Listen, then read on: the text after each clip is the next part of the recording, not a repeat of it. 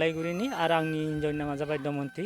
आं दिनै सिकित्सा खालामनाया बहुत गोबाव जाबाय, मथा मथि 2 बोसोरानो जाबाय। गेजेराव मास मोनसे मोननैसो एसे आराम बायदि मोन्दोंमोन, दा आरो बे जाफिनबाय। दा आं हा हु मोसौ मोसा फाननानै बहुत नायबाय, नायनानै दा जेबो राहा गैलिया आंहा।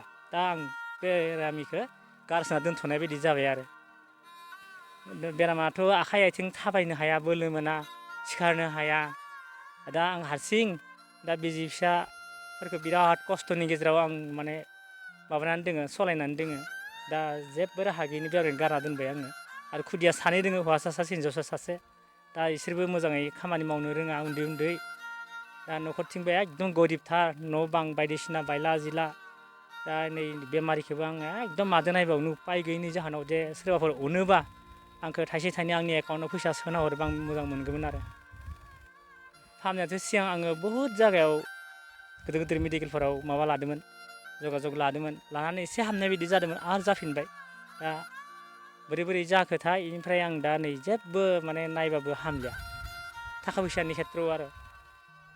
दा बेनिखायनो आं दोनथ'नाय बायदि जाबाय, माजों नायबावगोन।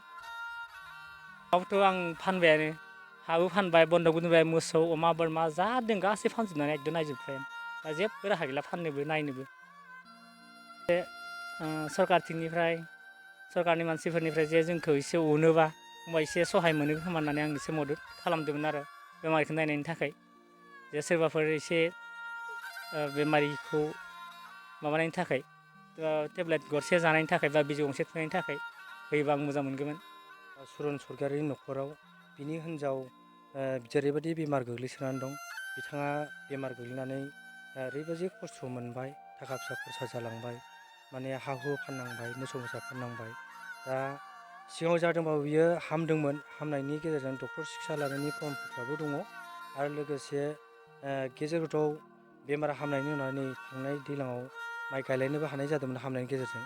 आरो बेबायदि मानसिया नै दिनै बेमार गोग्लैफिननानै पेरालाइसिस बादि गोग्लैनानै दङ। दा बिनि न'खराव गथ' 2 दं, हिन्जावसा सासे हौवासा सासे, आरो इसोर बोराय बुरियानो। दा रायजोनि खामानि दामानि हाथाय बाजाराव थाङोब्ला बे हिन्जावखौ जत्न लानो थाखाय रावबो गैयै जानानै दं। दुखुथिया, दुखुनाय लोबनाय, मोनामजोबलायनाय बादि जानानै दं।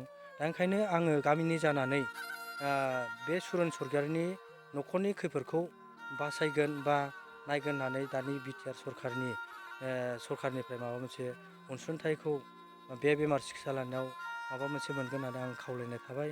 लोगोसेनो दुलाराय जोंनि बिटिआर ओनसोलनि बा जोंनि बर' माहारि हिसाबै, अनफावरि हिसाबै, गोनां गोथों बा गैयि बे बेमारखौ सिकित्सा लानो थाखाय बा बर' माहारि गेरेमसा हिसाबै दालांनो थाखाय, न'खर दानो थाखाय सोरबा बिथांनि नैबे एकाउन्ट नाम्बार होनायाव फैसा गरसे गरनै सोनानै बेमार सिकित्सा लानो थाखाय सुबिदा हरगोन होननानै आं खावलायनाय जादों। लोगोसे आंनि बे आमलाइगुरि गामिनिनो पुर्न ब्रह्म।